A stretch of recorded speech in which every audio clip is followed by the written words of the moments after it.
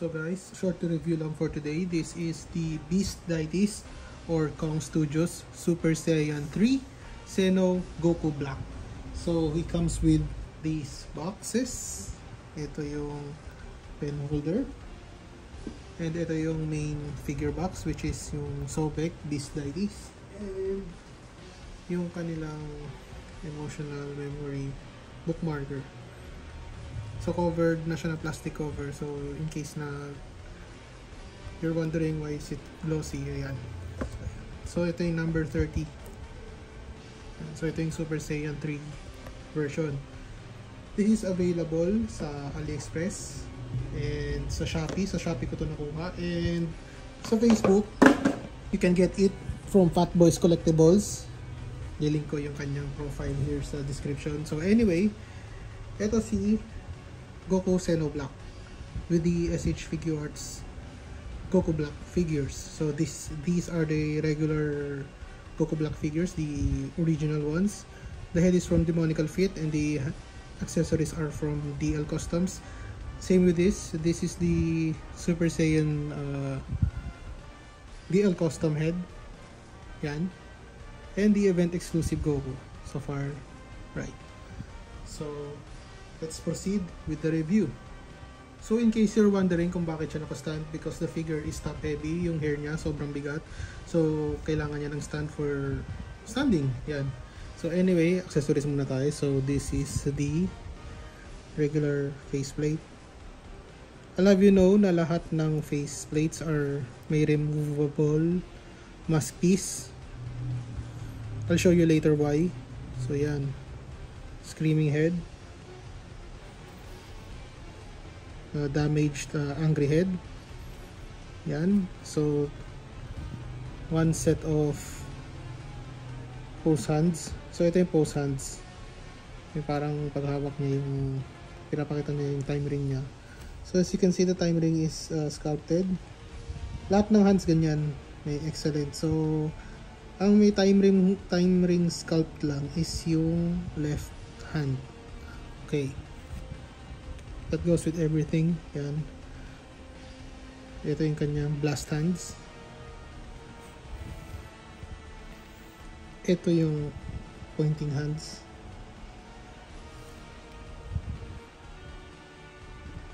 Ito yung another set of blast hands. These ones are wider sa kanyang palm hands. Two martial pose hands. Yan. Martial arts pose hands. And yung kanyang chopping hand. Yeah. So game. Ito si Beast Deities number 30 Kong Studios Goku Xeno Black. Xeno Goku Black. Ayan. So as you can see, ayan yung kanyang hair sculpt. Napakaganda. Napaka-intricate. Flexible din siya in a way, pero it's still, tawag doon, it's still hard. So hindi siya gawa sa cheap plastic. So ayan yung kanyang head sculpt. Yan. As you can see, ito removable din to. Yan. So you can interchange with a, let's say this one. Lagay natin yung mask piece. So you can have your SS3 Xeno Rose na without the flame effect. Yan. So ito, balik ulit tayo doon. Itong piece na to, yan. Comes with two piece din yan. So nare-remove tong ano, yung fire part. Tsaka dito. So pag ni-remove mo yan, pangit tignan. So anyway, we won't do that. Different material to, softer siya.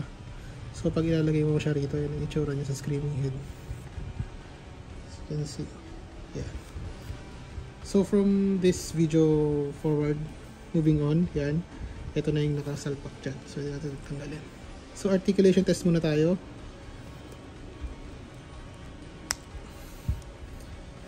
Yan. Ayan yung kanyang body. So, this body is unique.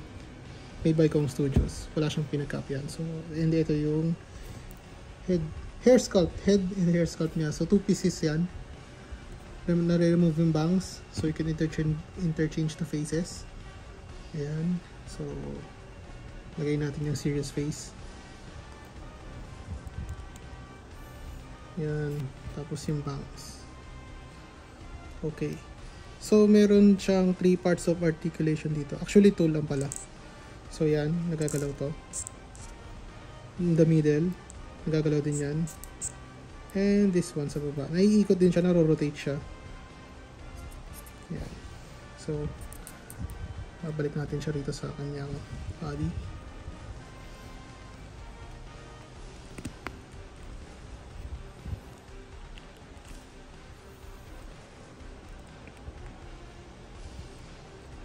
Yan. So, yung neck niya, standard like SH Figuarts Dragon Ball. Yung kanyang upper torso, may butterfly joints. Also like SHF, 3.0 body mold. So may liberties dito si Kong Studios, hindi niya 100% ginaya yung kay SH Figuarts. And for me, mas okay itong body na to. Mas maganda yung body niya, yung creation ng body niya, mas maganda. So yan, 360. Arms can go up that much. Yan. Bicep swivel. Double jointed 3.0 elbows. Tapos yung wrist peg niya is standard SH Figuarts. So mag-iingat lang kayo rito sa wrist pegs niya dahil hindi siya sturdy like the SH Figuarts or official ones. So ayan. Waist swivel. Ab crunch meron din yan. Ayan. Minimal lang. Farthest, tas yung kanyang taas. So 3.0 parts to sa ilalim niya. So we can move that high up. Can split. Swivel. Double jointed knees.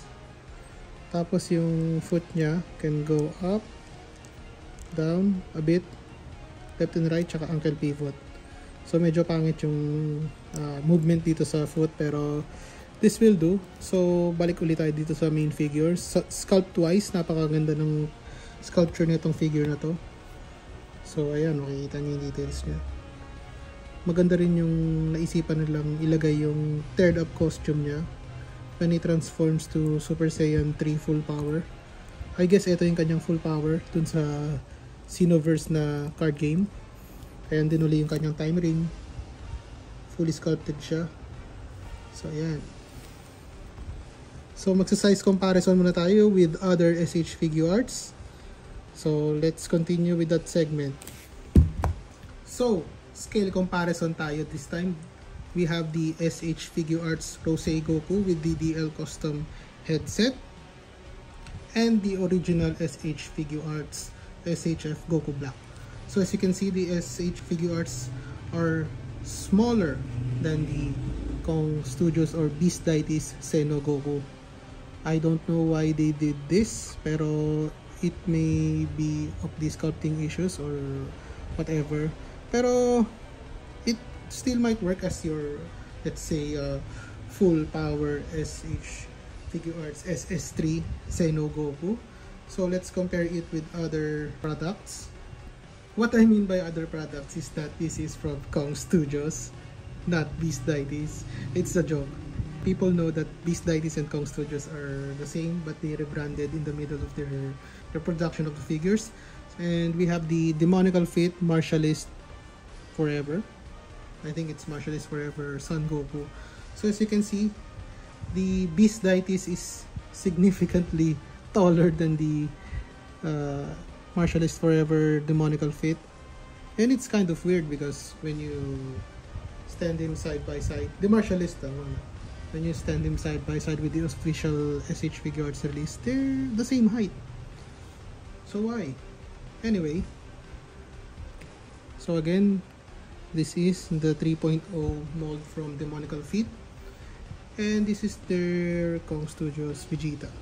So as you can see, Vegeta is within the right scale of the SH Figuarts, and Goku is in the right scale with the SH Figuarts one. So another comparison, here we have another 3.0 body from SH Figuarts. This is the Beast Gohan with the ultimate Gohan head. So ayan, nakikita nyo, magkaiba talaga yung mold nila. They're unique from each other, and they're all 3.0s, pero I prefer the scale of the SH Figuarts, as syempre lahat naman ng SH Figuarts is yun, magkaka-scale. And last but not the least, we have the two fusions that beat his ass in the anime or manga. So we have the 2.0 Vegito Blue and the 2.0 Gogeta Blue.